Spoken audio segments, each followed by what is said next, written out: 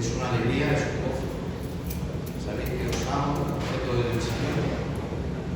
Y siempre que he venido, el Señor ha bendecido pues grandemente mi vida y mi persona.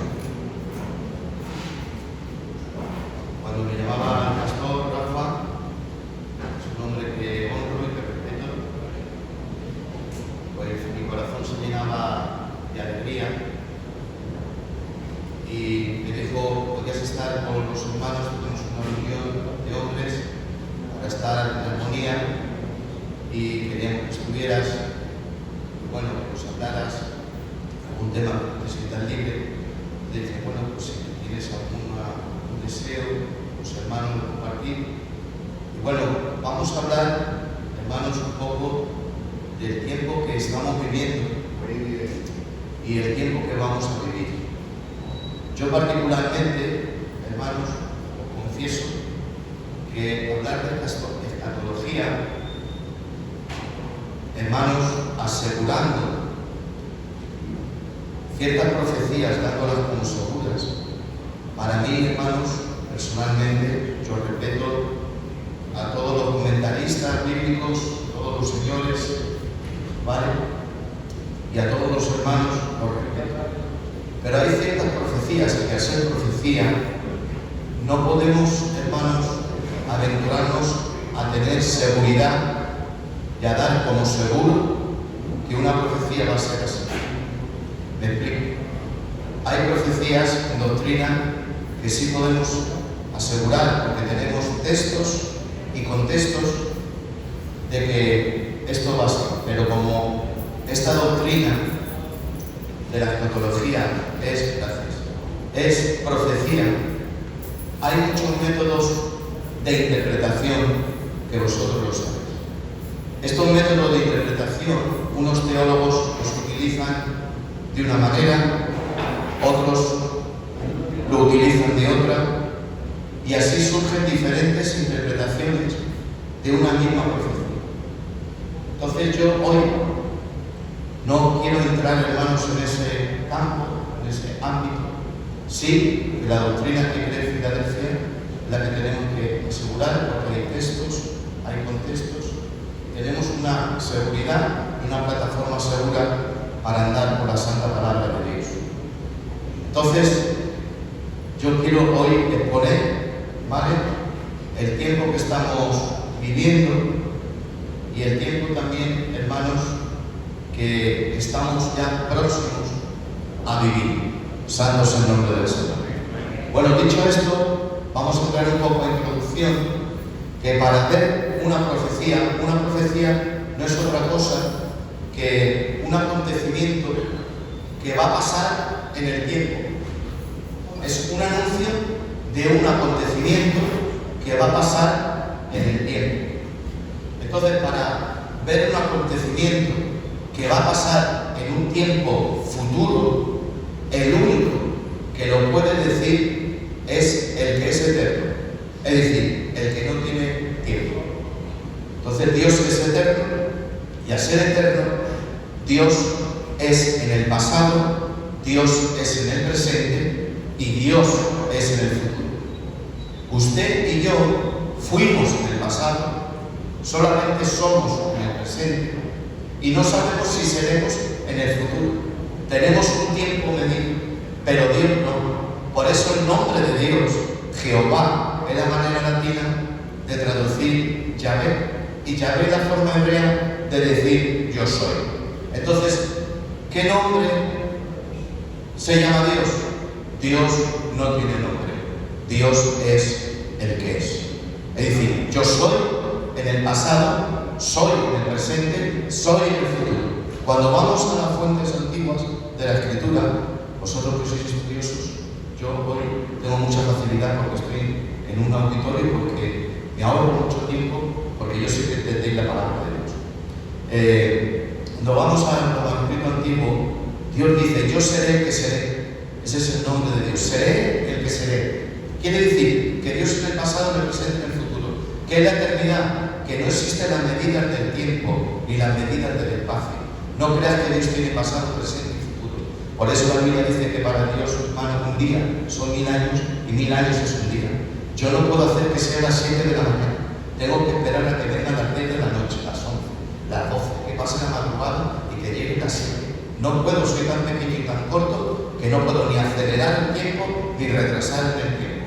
Entonces, Dios, hermanos, es eterno. Y al ser eterno, hermanos, Él reta en Isaías a los falsos dioses y dice: si sois dioses, decidme si sabéis lo que está por venir, anunciadlo. Por cuanto sois dioses, haced un reto a los falsos dioses, a las falsas deidades, pero no hay nadie, hermanos, que pueda anunciar lo que tiene que venir si no es Dios. Por eso en la Biblia encontramos ya profecías que si hablaron ya han acontecido. Mirad, hasta que se descubrieron los manuscritos antiguos del Mar Muerto en Qumran, pues a finales del 18, principios del 19, no se encontraron hasta 1947 o 49, no recuerdo bien, se encontraron allí fortuitamente un pastor beduino, encontró, hermanos, unas vasijas, y en esos manuscritos, hermanos, apareció el libro de Daniel. Y hasta ese tiempo, los gnósticos y los incrédulos, a no ver fuentes antiguas, originales o fuentes muy cercanas al original, se ponía en duda el libro de Daniel por lo exacto que fue en la historia. Es decir, el libro se escribió, pero la historia justificó al escritor. Entonces, como no había fuente, los agnósticos y los que no creían decían que el libro de Daniel se había escrito después de los medopersas, después, hermanos, del pueblo pequeño, después de todo lo que, de Persia, de todo lo que anuncia Daniel. Pero la sorpresa fue, hermanos, que se encontró no el original de Daniel, sino el manuscrito más antiguo, cercano al libro de Daniel. Y hermanos, al comparar la historia que está escrita y al comparar el libro, el manuscrito más antiguo de Daniel, se vio, hermanos, que Daniel, hermanos, no se añadió, ni se quitó, ni una coma, ni una tilde, porque la propia historia justificaba a la Escritura. ¿Qué fue antes, la historia o la Escritura? Fue antes la Escritura, pero hasta que no apareció esa Escritura antigua, no se puede decir que hay tanto cumplimiento en la profecía bíblica que la historia, hermanos, lo justifica. Pero lo justifica porque ya estaba escrito. Y ahora, al descubrir los manuscritos antiguos, hermanos, se ha descubierto que todos los profetas que profetizaron, hermanos, profetizaron con una exactitud al milímetro de todo lo que la historia nos ha contado. Bendito sea el nombre del Señor. Entonces, hermanos, para hablar un poco de profecía, debemos también decir que Dios es eterno y es el que anuncia las cosas que están por venir. Pero cuando queremos hablar de profecía, tenemos que mirar el tiempo. Y para mirar el tiempo, tenemos que mirar la medida del tiempo. Ahora son las 8:30. Y las 8:30 ya nos marca una hora. Y el hermano que puso el reloj tiene la sabiduría de Salomón, porque lo puso estratégicamente para predicadores pesados como yo. Entonces está ahí puesto y ya te marca que son las 8:30. Y te va marcando el tiempo. ¿De acuerdo? Entonces hay un tiempo en el cual yo quiero decir lo que tengo que decir, pero no pasa nada, porque hay que saber empezar y terminar. Entonces, para mirar las cosas en el tiempo, necesitamos medidas de tiempo. Una medida de tiempo es el reloj. Te marca la hora que te tienes que levantar al mercado, te marca la hora que tienes que comer, te marca la hora que tienes una reunión, te marca una hora que tienes que cenar, nos marca. Pero aparte del reloj, también, hermanos, están los calendarios. Los calendarios, cada cultura tiene un calendario. Por ejemplo, la cultura maya, los aztecas, tenían unos calendarios, una manera de contar los meses, los años y los siglos. Los chinos, que son más cercanos ahora para nosotros, no empiezan el año el 1 de enero, lo comienzan, hermanos, más adelante, como a últimos de enero, y tienen, hermanos, un nombre para cada año. El año del dragón, el año del mono, el año de la serpiente, y tienen una manera diferente de contar el tiempo. Aún, hermanos, nosotros tenemos otro calendario. El mundo occidental tiene un calendario que lo adquirimos de los romanos. Nuestro calendario es el calendario gregoriano porque un papa que se llamaba Gregorio, sobre una reforma que él hizo sobre el calendario antiguo romano. Roma conquistó, ya sabéis, prácticamente todo Europa. Y las Américas y todo, pues se descubrió desde Portugal, desde España, hermanos, se descubrió todo el mundo. Entonces, la cultura de ahora occidental, el calendario nuestro, es un calendario que inventaron los romanos. Y por eso, hermanos, existen días que tienen nombres como los romanos pusieron. Por ejemplo, al mes séptimo se le cambió el nombre, no se llamaba Julio. El mes de julio siempre se llamó los romanos el mes séptimo. Pero llegó un emperador que se llamó Julio César y dijo: ya no se va a llamar al mes séptimo, se va a llamar como yo, Julio. Y se puso el mes de julio el emperador Julio César en honor a él. Pero se murió Julio y vino Augusto César. Y Augusto dijo: yo no voy a ser menos que Julio. Si él cambia el mes séptimo, yo cambio el mes octavo porque soy el emperador ahora. Y el mes octavo lo cambió en honor a su nombre y lo llamó Augusto. Luego se añadieron 2 meses. El mes romano empezaba en marzo, pero se añadió enero y febrero. Por eso diciembre, que para nosotros es el mes 12, diciembre viene de 10, ¿vale? Noviembre viene de 9, octubre viene de 8, octubre, septiembre viene de 7. Entonces, luego, como se añadieron enero y febrero, ya luego Augusto y Julio cambiaron el nombre a esos meses en honor a ellos mismos. Había una fiesta que era del 22 al 25 de diciembre, hermanos, que eran fiestas de los romanos, que en la cultura romana el día 22 era el día dedicado a la diosa Fortuna, a la diosa de la suerte.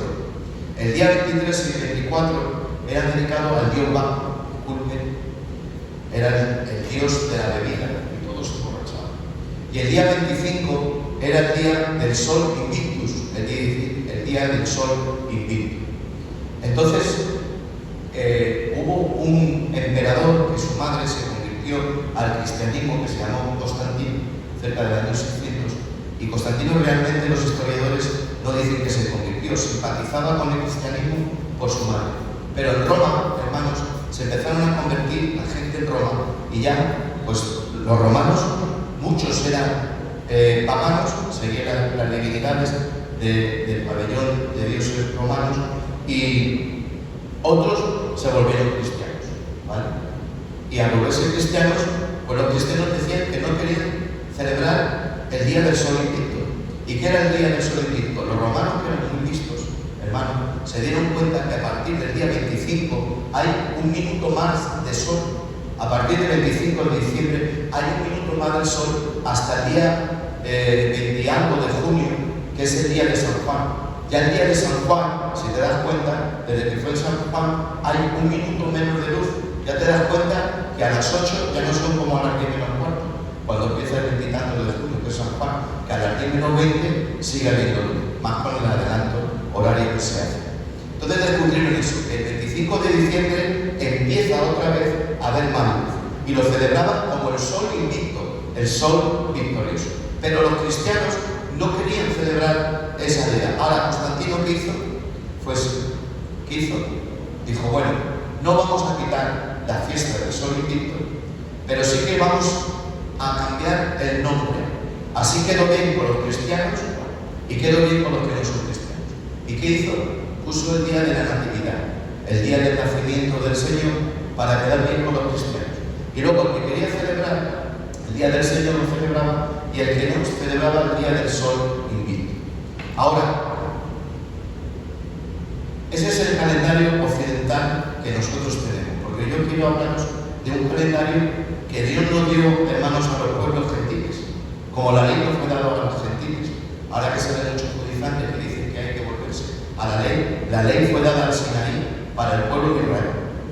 A nosotros Dios nos dio un Mesías, y el que cree en el Mesías por la fe es justificado ya, porque nadie es justificado por las obras de la ley.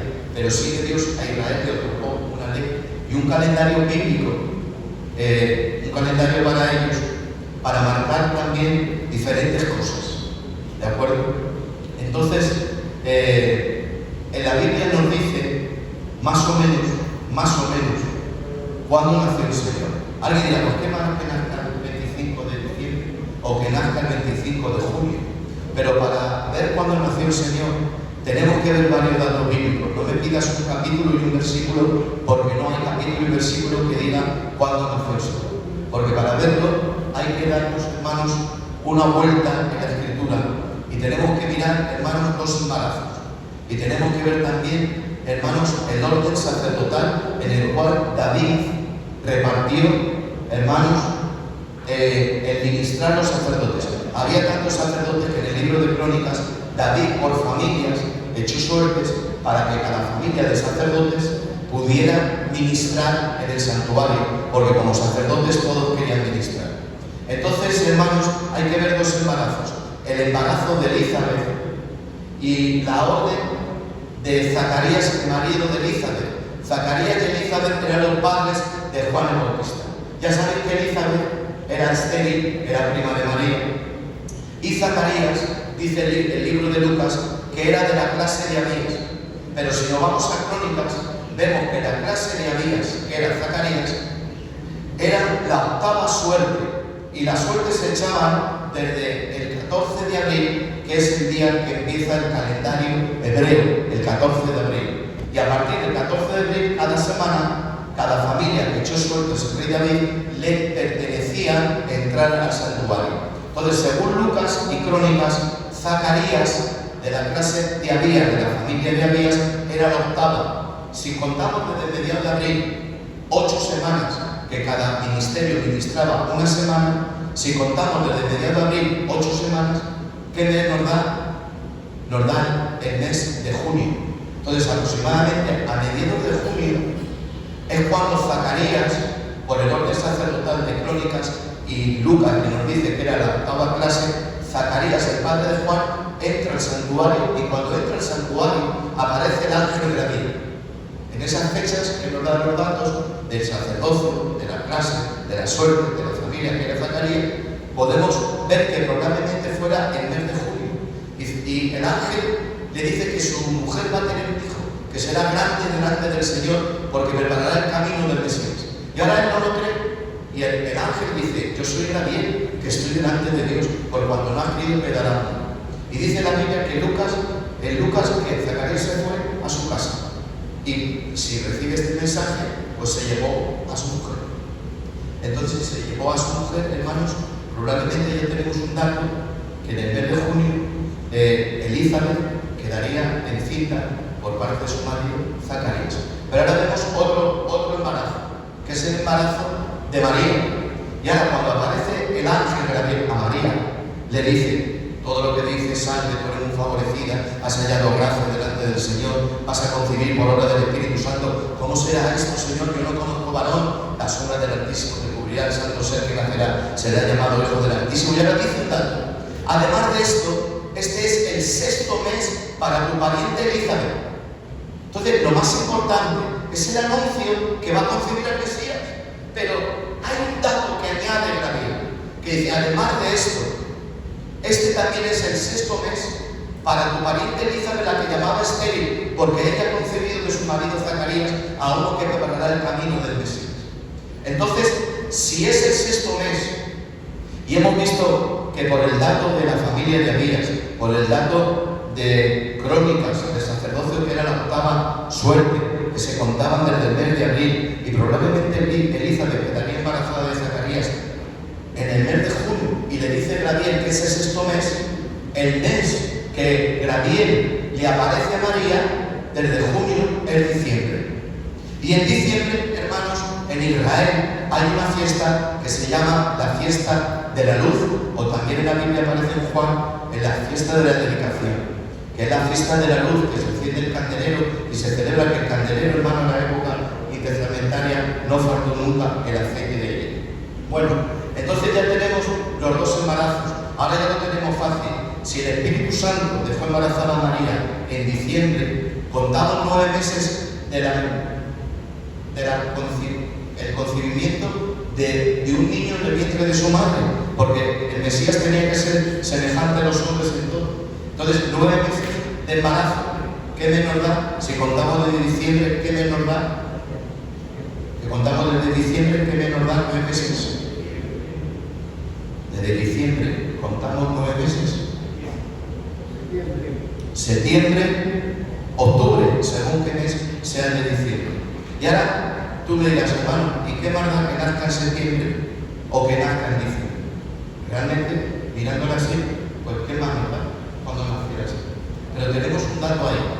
Mirad, dice la Biblia, nadie os juzgue comida, bebida, luna nueva, día de reposo o fiesta, todo lo cual es sombra de lo que va a venir. Es decir, que el día de reposo y la fiesta, que ahora voy a hablar rápidamente, para ver la profecía, tenemos que ver, hermano, unas señales. El día de reposo no es otra cosa, sino que anuncia que Cristo es nuestro reposo. La palabra sábado, en hebreo, no significa reposo literal, significa cese de obra, cesar de obrar. Y entonces, el día de reposo no se instituyó en la ley de Moisés. El día de reposo se instituyó en Edén. ¿Pero con qué propósito?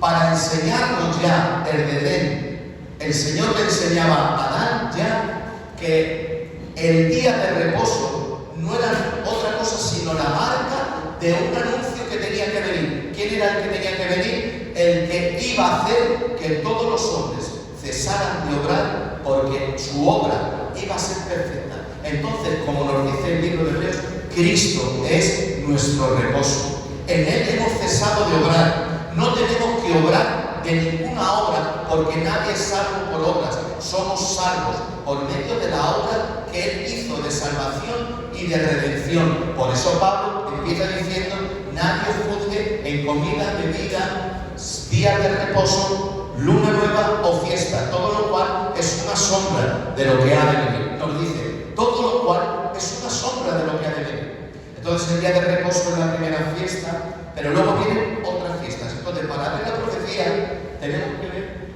ahí está, ahí las tenéis, las fiestas de Israel. Las fiestas de Israel, dice Pablo, son sombras de lo que va a venir. Mirad, en el calendario, tenemos en nuestro calendario fiestas. Y hemos visto que el Mesías, vuelvo otra vez al nacimiento del Mesías, que lo dejé ahí, vamos a ver ahora cómo, viendo las fiestas, vemos, hermanos, a Jesús obrando desde la sangre, porque si no hay derramamiento de sangre, no vienen los demás misterios. Si no se abre el primer misterio, que es el misterio de la piedad, que Dios fue manifestado en carne, no vienen los demás misterios. Y las fiestas no están colocadas al azar. Nuestro calendario, disculpen si alguien lleva ropa negra, pido disculpas a con mucho respeto, hay fiestas marcadas en rojo en el calendario. Y esa fiesta marca que algo ha sucedido o algo se conmemora. La verdadera interpretación, hermano, en el Antiguo Testamento, Levítico 23, es esta: santas convocaciones, es decir, fiestas santas. Las fiestas del calendario que Dios trae no son fiestas de la carne, de deleite carnal, de celebrar a ninguna virgen, ni celebrar a ningún santo, ni a ninguna deidad. Es mostrar una santa convocación que el Padre va a enseñar a su pueblo, de que Él va a marcar con esa fiesta, va a ser anuncios, van a ser profecías puestas en escena que va a anunciar lo que tiene que venir. Está en la fiesta de la primera venida del Señor. La primera de ellas es la Pascua. Y como elemento, voy a ir muy rápidamente, hay un elemento que es un animal, es el cordero. Y pone por medio el Señor un cordero. Es la fiesta de Saltar, Pesaj, Pascua. ¿Por qué? Porque la sangre y los dinteles de la puerta de los judíos hacían que el juicio que iba a venir a la casa de todos los que estaban en Egipto, en Gosén, hermanos, la sangre iba a hacer que saltara el juicio. Entonces la sangre hacía que saltara, por eso se llama Pesaj, porque la sangre, hermano, hace que el juicio, la condenación salte, no por nuestras obras, no por las obras de los hebreos que estaban dentro de la puerta, sino por medio de la sangre del cordero. Ya era, hermano, una profecía puesta en escena. Dice, el día 10 apartaréis un cordero y lo tendréis 4 días con vosotros hasta el día 14 y lo sacrificaréis todo el pueblo de Israel entre las 2 tardes. Es decir, no lo podían matar uno a una hora, otro a otra hora, había que matarlo en la misma hora. Y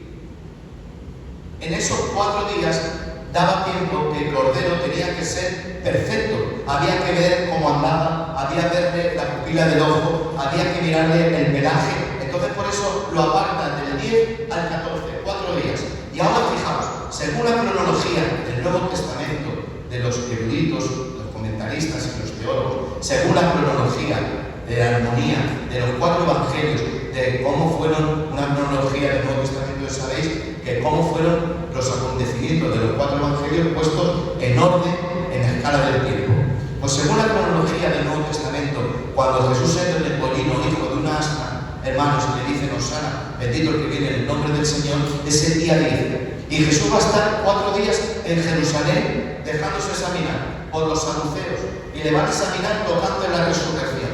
Y le van a hacer una pregunta capciosa, le van a examinar, y le dicen: ellos no creen en la resurrección ni ángeles. Una mujer murió, tuvo 7 maridos, los 7 murieron. ¿Cuál es la resurrección? Será el marido. Y Jesús les dice a la alta aristocracia, cuidado, los saduceos eran anteriores a los fariseos, era el poder económico, el poder político y el poder religioso, los 3 grandes poderes. Pero Jesús, que es un rabino de Nazaret, de un pueblo pequeño, de una aldea, hermanos, ahí remota, en Galilea, le dice a la alta aristocracia, no le contesta enseguida, les dice: vosotros ignoráis la Escritura.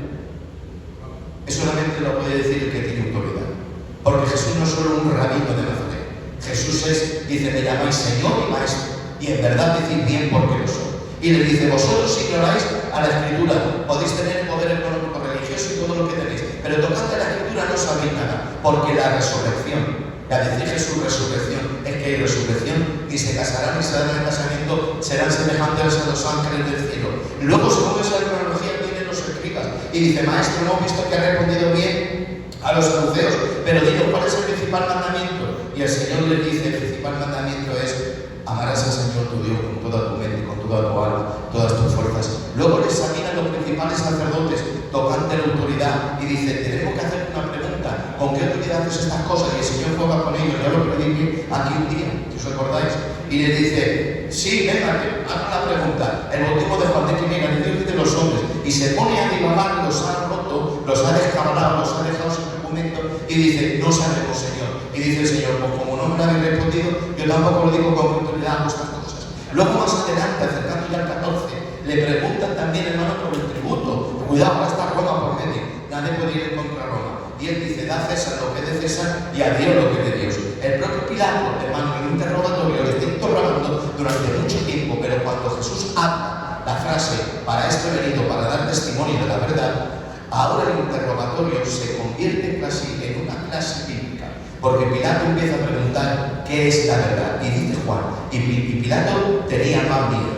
¿Por qué? Porque ve que Jesús no tiembla ante él. Hermano, Plinio el Viejo, los historiadores y Josefo decían que todos los hermanos, los reos que se ponían de Pilato, se tiraban a las sandalias del procurador romano pidiéndole misericordia y perdón, que no fuera cruel, pero con Jesús se añadía que el propio pueblo de Jesús está gritando: crucifícale. Y Pilato no era torpe, hermano, Pilato era un procurador romano, y ve que ese hombre no se inquieta, que Jesús no tiembla, que Jesús no está nervioso delante de su persona y aún su propio pueblo pidiendo que lo crucifique. Y le dice: ¿de dónde eres tú? ¿Y qué dice? No hallo delito en él. Es decir, que ni los saduceos encontraron falta, ni los saduceos encontraron falta, ni los escribas, ni los principales sacerdotes, ni en el tributo, ni el propio Pilato. Y cuando muere, mientras Mateo nos está contando todo lo que es la muerte del Señor, la sangre, hermano, que se rompen las piedras, que se apaga el sol, la fiebre, el dolor, dice: cerca de la hora novena, hermanos,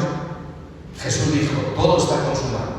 ¿Y para qué nos dice Mateo en medio de toda la hora que es? Pues muy sencillamente, porque Mateo nos dice la hora que es, porque hasta en la hora Cristo, como el Cordero de Dios que quita el pecado del mundo, estaba ya marcado en la fiesta, ¿os acordáis? Dice: lo mataréis entre las 2 tardes, Levítico 23, cuando salieron de José, Egipto, entre las 2 tardes, ¿qué hora es? Las 3 de la tarde nuestras, cerca de la hora novena. Jesús dijo: la hora es esta. No sé cómo dice Mateo, no recuerdo ahora bien, perdonad. Dice: Jesús dijo: todo está consumado. ¿Para qué? Para que nos diéramos cuenta que Jesús, en la primera fiesta, hermanos, entró al santuario no hecho por manos de hombres, sino uno superior en el cielo. Y si la sangre de los toros y de los machos cabríos servían para quitar o tapar, mejor dicho, el pecado, ¿cuánto más la sangre de Jesucristo, que es el Cordero de Dios que quita el pecado, dice Hebreo?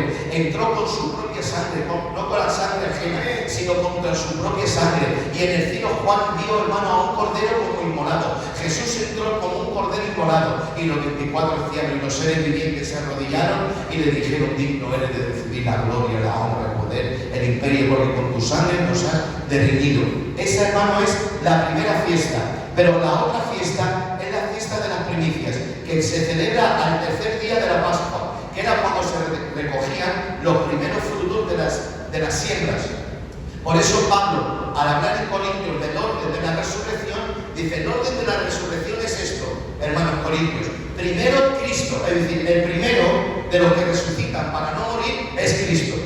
En el Antiguo Testamento ha habido muchas resurrecciones, y en el Nuevo también. La hija de Jairo, Lázaro, pero todos esos que resucitaron volvieron otra vez a morir. Pero el único que ha resucitado de entre los muertos para no volver a morir, y hermanos, igual que él fue sepultado y resucitó, nosotros también moriremos y resucitaremos. Y hemos tenido pérdidas, y me da alegría decirlo esto.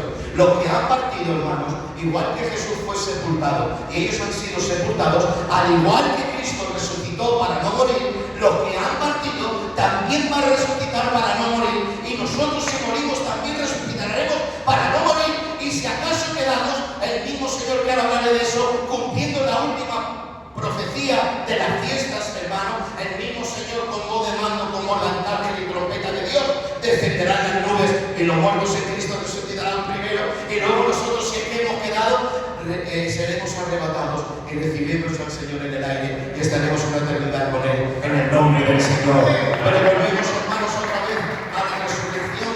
Dice: primero Cristo, las primicias. ¿Y sabe qué se celebraba el día de la resurrección de Jesús? Las primicias. Se celebraba Israel que recogían el primer fruto. Entonces, el primer fruto de la resurrección de los muertos que resucitan para no morir es Cristo, como señal. Por eso primero Pablo dice: Cristo, las primicias. Y en Israel, hermanos, hay una tradición de que en ese día el padre en la casa parte 3 trozos de pan sin levadura, y el del medio lo guarda, y los de la familia tienen que buscarlo. Él deja la casa vacía y la parte del medio de ese pan la guarda, y todos lo tienen que buscar. Hay otros que no lo quieren hacer, pero los que quieren encontrarlo reciben un premio. Y el que encuentra la mitad del medio del pan recibe un premio por parte del Padre.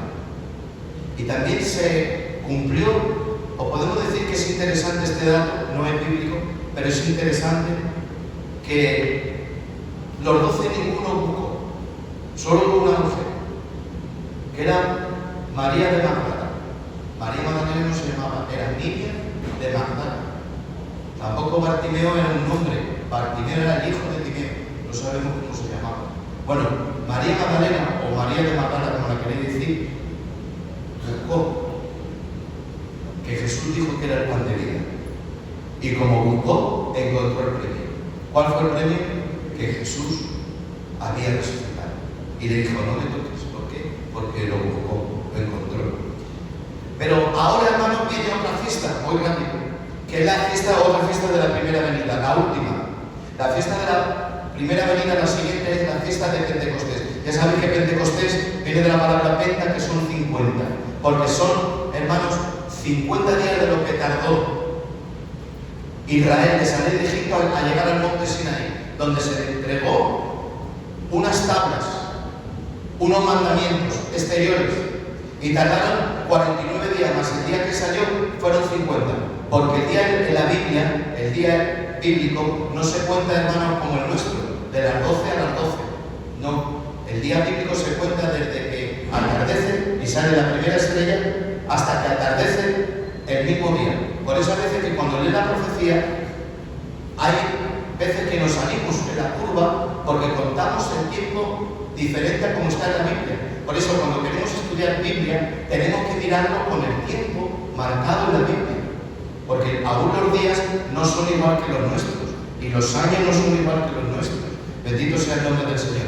Entonces salen, muy rápido, salen de Egipto y llegan al Sinaí.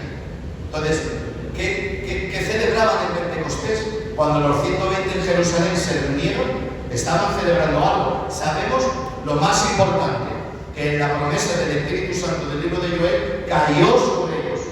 El Espíritu Santo prometido cayó, que es lo más importante. Pero la pregunta es, ¿y qué celebraban ellos?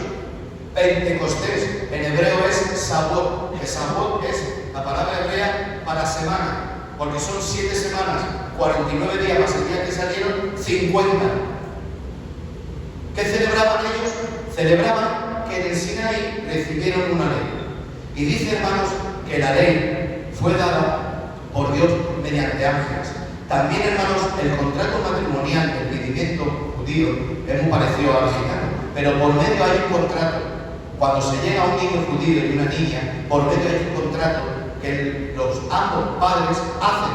Se llama ketubá. Y el padre del niño hace, y el de la niña se lo presenta a su consuelo, el que va a ser con unas leyes que protegen a la niña y otras que protegen al niño. Y entonces, hermano, figuradamente, cuando el Señor entrega la ley, dice la Biblia, por medio de ángeles, entrega ese contrato que Él se quiere casar propiamente con Israel.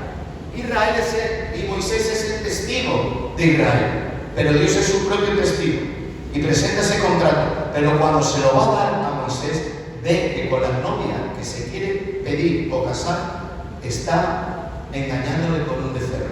¿Y qué pasa? Que ese contrato se rompe, las tablas se rompieron, aunque luego el Señor la volvió otra vez a hacer. Entonces se rompieron. Y hermano, hasta que no venga la gran tribulación, que será tiempo de angustia para Jacob. Luego, hermanos, están los juicios a las naciones. Para Israel es gran tribulación, es también juicio, pero en esa gran tribulación hay 144.000 hombres predicadores, hermanos, que predicarán el Evangelio, y habrá también tiempo para Israel para que se arrepienta. Serán perseguidos. El dragón, hermanos, en Apocalipsis 12 persigue a esa mujer que creemos que es Israel, que da a luz, que es un niño que se ha arrebatado para Dios y para su trono y que regirá con vara de hierro. Y el dragón persigue a la mujer, que le ha dado un lugar en el desierto. Serán perseguidos Israel. Pero habrá un tiempo, hermanos, que dice Pablo, que entonces todo Israel, no quiere significar los 6 millones de judíos. Yo no sé, quisiera, hermano, que se salvaran los 6 millones de judíos, todos los millones de habitantes de España, todos los habitantes de Estados Unidos, todos los habitantes de Estados Unidos, pero es el todo Israel que Dios sabe. Cuidado, no sabemos el número. Hay un remanente, dice Dios, que lo sabe Dios, que va a ser salvo. Gloria sea el nombre del Señor. Entonces, el día de Pentecostés estaban celebrando que Dios les entregó una ley. Pero en Jeremías 31 hay otra promesa de Dios que dice: he aquí yo hago un nuevo pacto.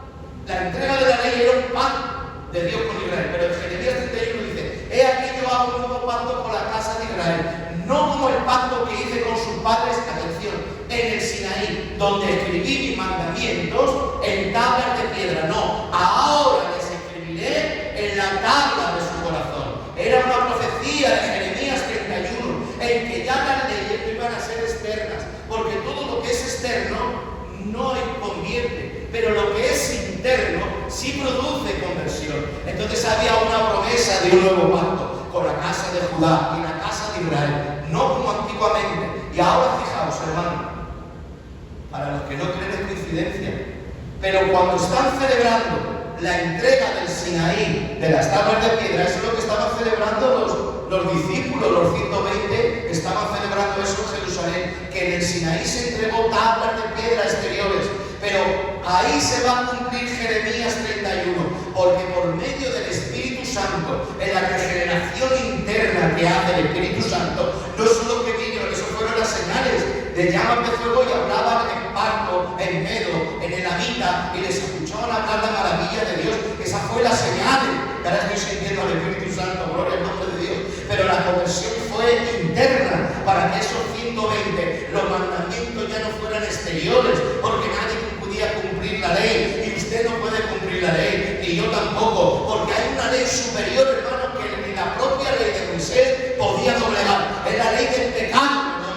La ley, hermano, era exterior, por eso no se podía cumplir, porque Pablo dice: hay una ley en mis miembros, porque si yo no no hago el bien que quiero y el mal que no quiero hacer, eso hago, ya no soy yo. Y ahora dice, pero entonces ¿quién es? Y encuentra quién es el culpable, dice, el pecado que está en mí. Que se levanta. Entonces ahí, esos 120 reciben la promesa del Espíritu Santo en la conversión interna y Dios les escribe los mandamientos en la tapa de su corazón. Ejemplo, Saulo de Tarso, un miembro del Sanedrín que estaba lleno de odio, lleno de ira, casi medio poseído, que consintió la muerte de Esteban, guardó las vestiduras, pero cuando se encontró, hermano, en el camino y oró por el Ananías, hubo una conversión. ¿Qué fue? Fueron los mandamientos que él dice, ¿quién era yo? De la tribu de Benjamín, mi maestro Gamaliel, irreprensible. El celo, irreprensible. La ley, irreprensible. El irreprensible, dice Pablo, no creo que mentiera y estuviera ahí, no miente, la Biblia no miente. Pero dice, todo eso lo tengo por basura. Cuidado, no tenía por basura Moisés, porque Moisés es la Biblia. No tenía por basura David, porque David es la Biblia. Tenía por basura la religión que no le dejaba convertirse, lo exterior que no le dejaba convertir. Pero cuando encontró a Jesús y encontró al Espíritu Santo, entonces él ya fue una nueva persona. Y de perseguidor fue perseguido, santo es el nombre del Señor. Ahora hemos visto la fiesta de la primera venida, ahora toca la segunda. La segunda venida, y hemos visto que todas estas fiestas marcan a Jesús. Todas tienen como centro a Jesús. Porque quiero deciros que de Génesis a Apocalipsis, el centro de la Biblia es Cristo. Y en la segunda venida hay otra fiesta, como veis, que ahí veis unas trompetas.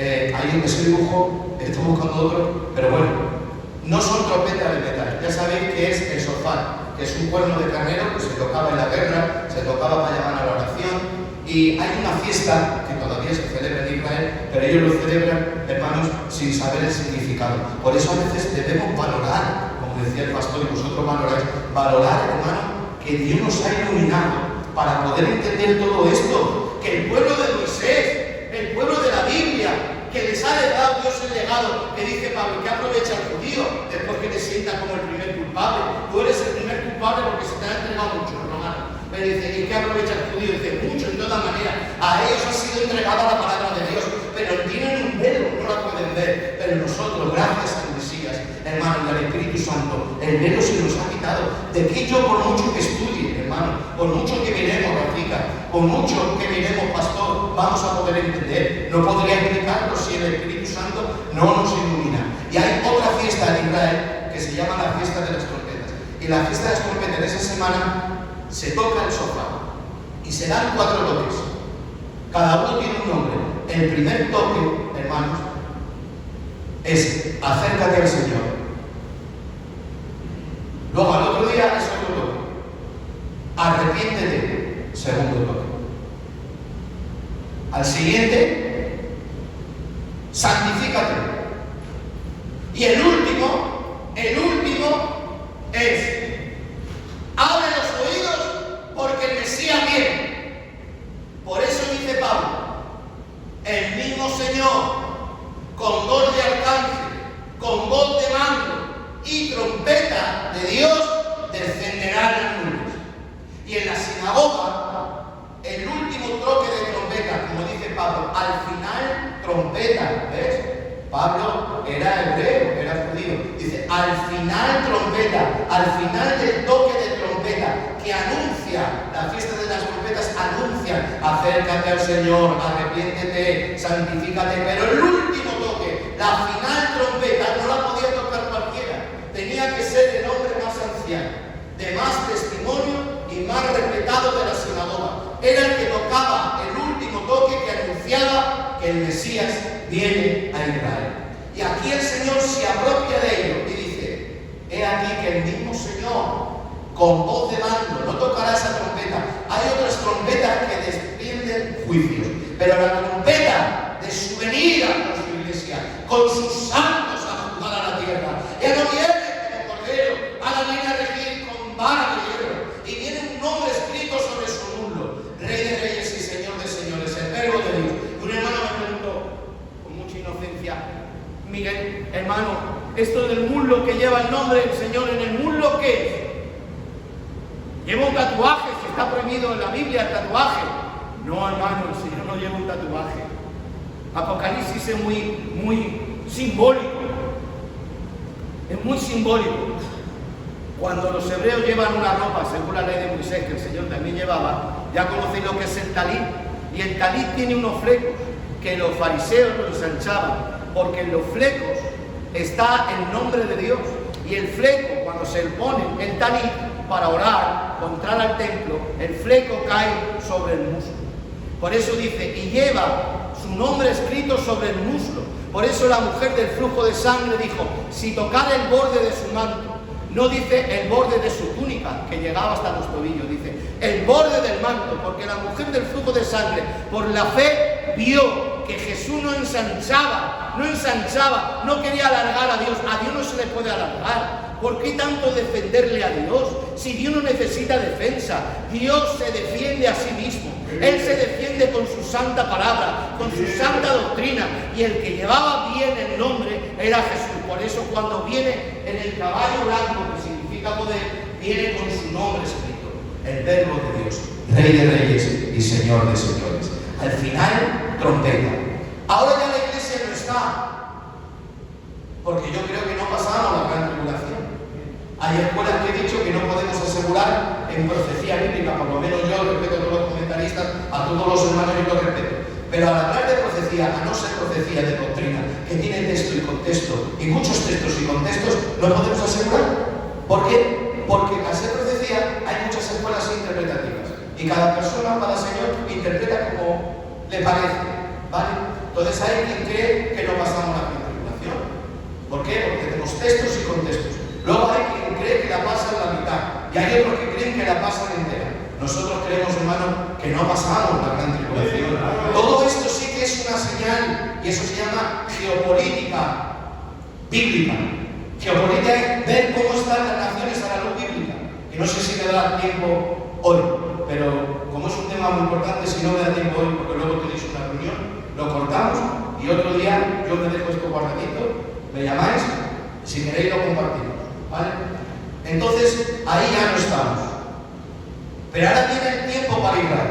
Y después de la fiesta de las trompetas que anuncia, ya viene.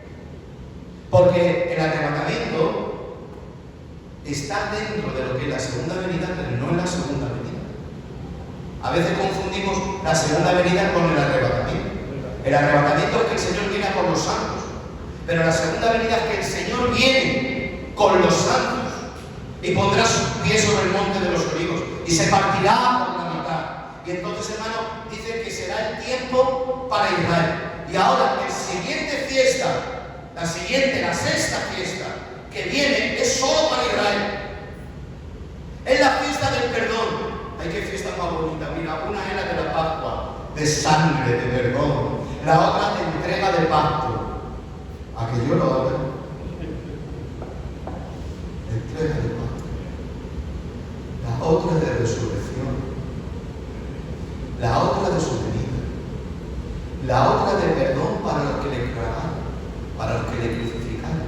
¿Y sabe cómo se llama? Yom Kippur, que significa día de perdón. Día de perdón. ¿Y quién es el que perdona? Dios.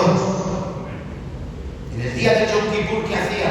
El sacerdote vestido de gloria y hermosura, con una mitra de oro, hermano, entraba al lugar santísimo y entraba con la sangre de los animales. Y entraba, hermanos, a ofrecer por él, por el santuario y por el pueblo.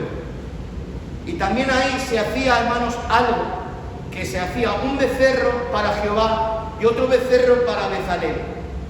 Se ponía un hilo de grana, hermanos, en uno, y uno era para sacrificarlo a Jehová, pero el otro no se le mataba. ¿Dónde ve? Dice, este es para Bezalel. Y se le manda al desierto. Y se le mandaba al desierto. Y algunos hermanos decían que Bezalel era un demonio asirio. Pero no hay ningún demonio asirio que se llame Bezalel. Ni ninguna divinidad pagana que se llame Bezalel. Bezalel, hermanos, es el lugar escabroso. El lugar apartado, el lugar de fuera. Y se le soltaba, no se le mataba. El otro era para Jehová, sacrificio, como en la Pascua. Sacrificio para Jehová, ya. Pero el otro era echado. ¿Y sabe lo que hacían? El levita iba por turnos, porque podía podía tardar poco el becerro en desaparecer, caerse por un barranco, en un abismo, en una cueva o desaparecer, o podía tardar mucho. Entonces, si tardaba mucho, había levitas que se relevaban. Y ya cuando el levita último, ese becerro, ya se caía a un lugar apartado, o se caía a una cueva o un abismo, si estaba muy alejado de Jerusalén con antorchas, mandaba señal al otro levita que estaba de atalaya, que le había dado el relevo. Y así, hasta que llegaba a Jerusalén, que desde el pináculo del templo había otro sacerdote que anunciaba que el becerro por Bezaleel en el día del Yom Kippur también había desaparecido fuera de la ciudad a un lugar escabroso.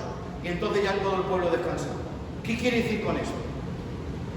Cristo es tipo del becerro por Jehová, porque cumplió la justicia del Padre, igual que como cordero en el día del Yom Kippur, el cordero también volvía otra vez a hablarnos que por la justicia que el Padre demandaba, ese que era para Jehová, la justicia del Padre había sido tranquilizada, para que me entendáis.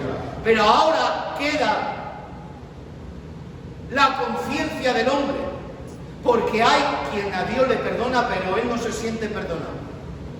Y para que el pueblo se sintiera perdonado en su conciencia también, había un becerro que era echado fuera a un lugar escabroso, y Cristo en la cruz cumplió como el becerro, como el cordero que le llamaban para Jehová, pero también como el becerro que fue muerto fuera de la ciudad, dice la Biblia, a un lugar que se llama Calavera, escabroso, Bezaleel, y él también cumplió para la conciencia. Somos perdonados por Dios, pero también tienes que perdonarte a ti mismo, porque si Dios justifica, ¿quién condenará?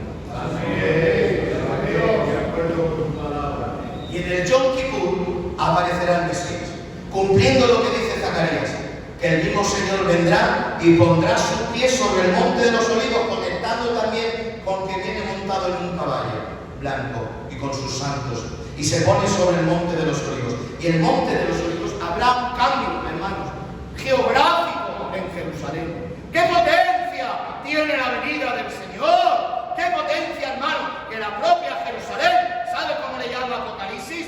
Sodoma y Egipto. ¡Qué bonita es Jerusalén cuando hemos ido! Estamos preparando un viaje, si Dios quiere, para mayo del año que viene, ya lo digo. Es una maravilla ahí, pero ¿sabes cómo lo llama a Jerusalén en Apocalipsis? Sodoma y Egipto, donde también nuestro Señor fue crucificado. ¿Por qué? Te lo voy a decir. Porque si te vienes por allí te voy a enseñar que está lleno de iglesias ortodoxas, de iglesias coptas. Hay un templo en el propio Monte Carmelo, hermanos. Sigue habiendo un principado en el Monte Carmelo, sigue habiendo un Baal en la religión Bahá'í, y está, hermano, en el parque más grande que hay. Todo el Monte Carmelo lo tiene comprado. Hermanos, hay sectas de ortodoxos, de católicos, de todo, hermano, está todo lleno de iglesias, hermano. Ya queda muy poquito, lo que queda de Jerusalén antigua está enterrado, pero el que va allí no tiene que ver solamente lo que hay por fuera, que turísticamente es muy bonito, ni arqueológicamente. Cuando vas allí te das cuenta que Jerusalén es la ciudad del Rey. Pero cuando Él venga, todo eso, hermano, va a haber un cambio geográfico que nos dice la Biblia. Cuando venga el Señor, es literal, aquí no es simbólico, pondrá sus pies sobre el monte de los olivos, y el monte de los olivos se partirá en dos,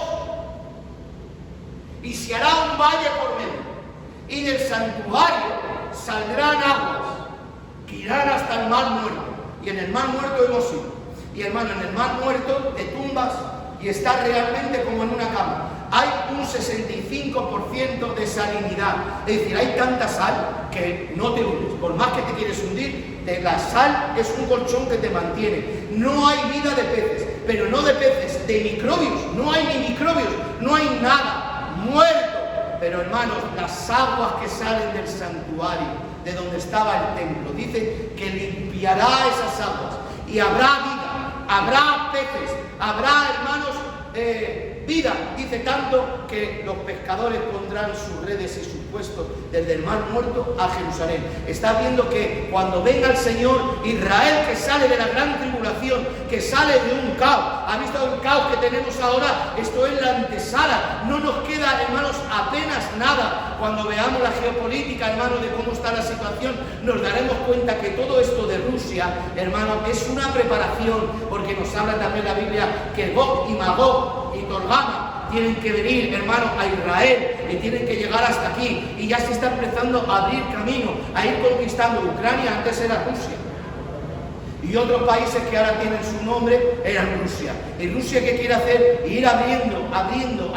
Siempre Rusia ha querido conquistar, porque ese principado que está ahí lo que quiere es llegar hasta Israel, al pueblo de Dios. Pero dice Dios: venid todas las naciones, porque yo Jehová os haré caer sobre los montes de mi pueblo Israel.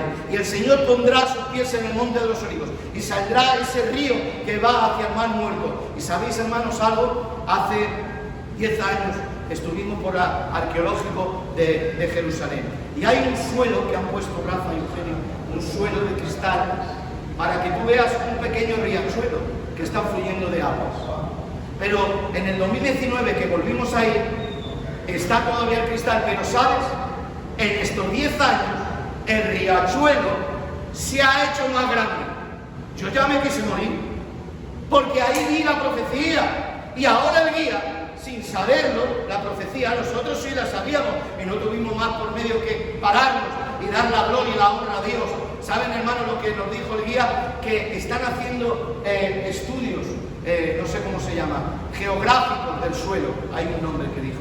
¿Y saben ese riachuelo qué camino está cogiendo?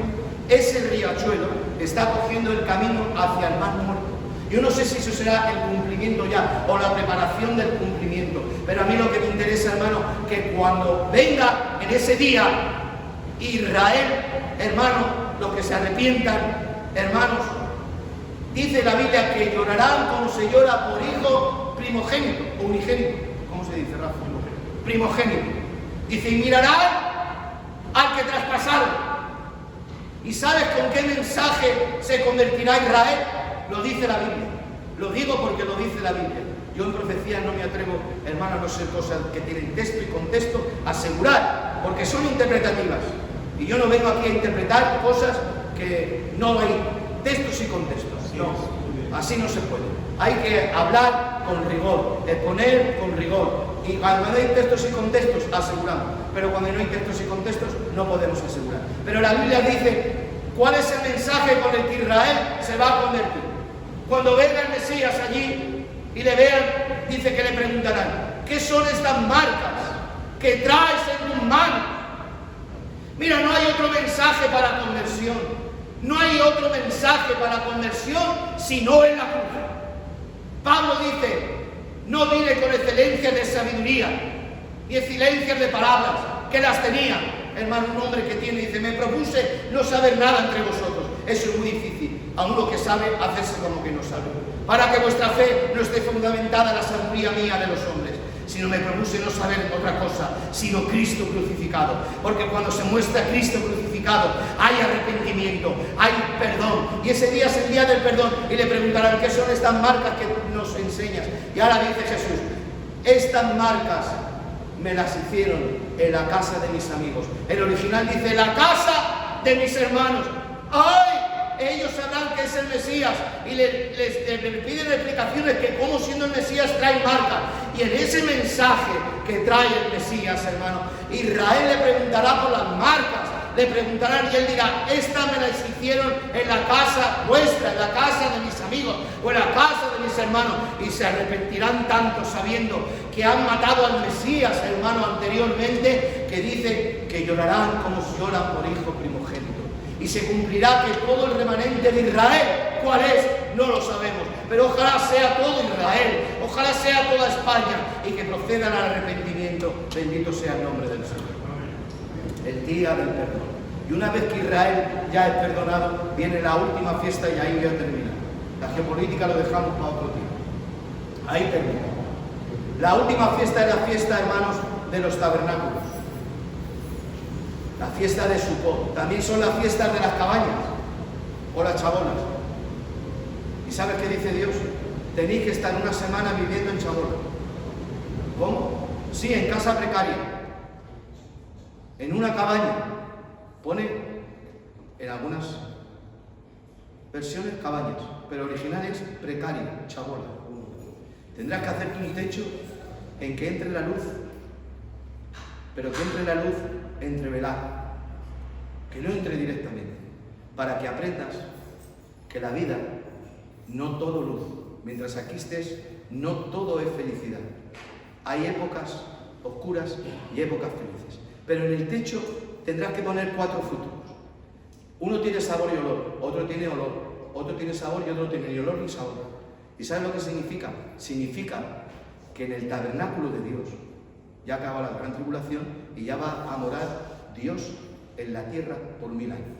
Su gobierno se va a establecer, su reino está establecido espiritualmente en la iglesia, pero todavía su reino literal, el gobierno de la tierra, no vemos que sea un gobierno, está el comunismo, está a la derecha, está a la izquierda, no vemos un gobierno todavía, pero tiene que venir el gobierno, tiene que venir el rey, él es rey ya, pero tiene que establecer su reino, y establecerá su reino en el milenio, santo es el nombre del Señor. Y entonces en ese tabernáculo, todos los que entren ya, después de la gran tribulación, hay muchas clases de hombres con sabor y olor, es simbólico todo. Hombres que solo tienen sabor, otros tienen olor, otros tienen sabor y olor. Es decir, hay personas con muchas diferentes personalidades, mentalidades.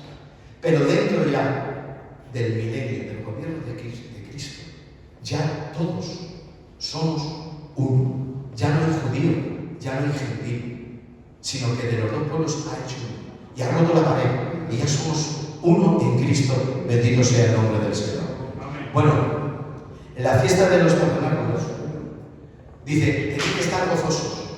No pueden estar tristes. Lo manda, es un mandamiento. Tenéis que estar gozosos. Y no se permite estar celebrando la fiesta y tienes que estar en tu chabola, en el hotel Rey David. Es el hotel más lujoso de Israel.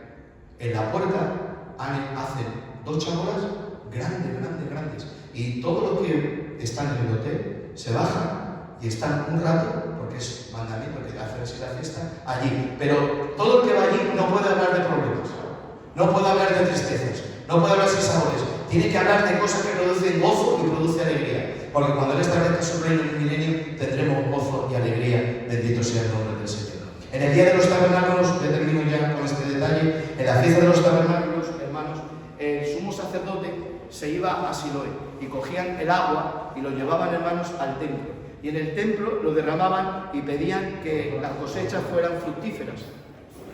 Por eso, hermanos, el ciego, cuando Jesús le mandó ir a Siloé, no nos dice la Biblia, Rafa, que fuera acompañado, no lo sabemos, si alguien le acompañó o no, el caso es que fue. Pero ahora tú imagínate que a un ciego le ponen, escupen en sus ojos y hacen barro y se lo ponen. Y dice, vete a Siloé. Fuerte. Pero cuando el ciego, que se sentaba en el templo a pedir, era judío, escuchó Siloé, sabía de lo que hablaba. Porque cada año en la fiesta de los tabernáculos el sacerdote cogía agua del Siloé y la derramaba en el templo y decía, Señor, igual que este año nos ha dado buenas cosechas, que el año que viene también tu pueblo Israel nos dé buenas cosechas, danos la lluvia temprana y tardía para que tengamos buenas cosechas. Y la vertía. Y era como un símbolo de vida, que ahí es cuando Jesús dice, en el último y gran día de la fiesta, que nos dice la Biblia en Juan, que fue, hermanos, el Señor a la fiesta de los tabernáculos, dice, en el último y gran día de la fiesta, en el 7º día, Jesús se puso en pie, justo cuando el sacerdote hacía eso, y dijo, señores, el que tenga sed, venga a mí, beba, y de su interior correrán ríos de agua viva. Entonces el ciego tenía oído y dijo Siloé, sabía de lo que se enteraba, y le recibió fe para ir. Había, hermanos, no como la película de Jesús de Nazaret, que le ponen el barro y la piscina está cerca, no. Había que bajar, en Cuesta hay que bajar. Ahora hay una visita a Israel arqueológica y ha descubierto, se puede visitar y puedes ir desde el templo por el mismo camino que fue el ciego hasta llegar a Siloé. Y el ciego sabía que al decir Siloé, el agua no le iba a salvar, pero era la fe de que el agua representa la vida en la fiesta de los tabernáculos. Y en la fiesta de los tabernáculos, hermanos, habla de lo que es el milenio, habla de lo que es el establecimiento del reino de Dios en la tierra. Entonces, cuando queramos ver profecía, que es un anuncio en el tiempo, tenemos que ver las cosas con el reloj de Dios. Y el reloj de Dios es el tiempo que está escrito ahí. Luego hay una geopolítica, hermanos, que, bueno, yo aprendo esas palabras, las aprendemos ahora porque las leemos. Si no las leemos, ¿qué voy a saber yo de geopolítica? Si yo he ido al colegio hasta la EGB. Pero eso que se llama la situación de los países, que estamos ahora con la situación profética que se nos viene. Cada vez estamos más cerca, pero eso nos tiene un tiempo. Y tenéis una reunión y ya huele a churrasco.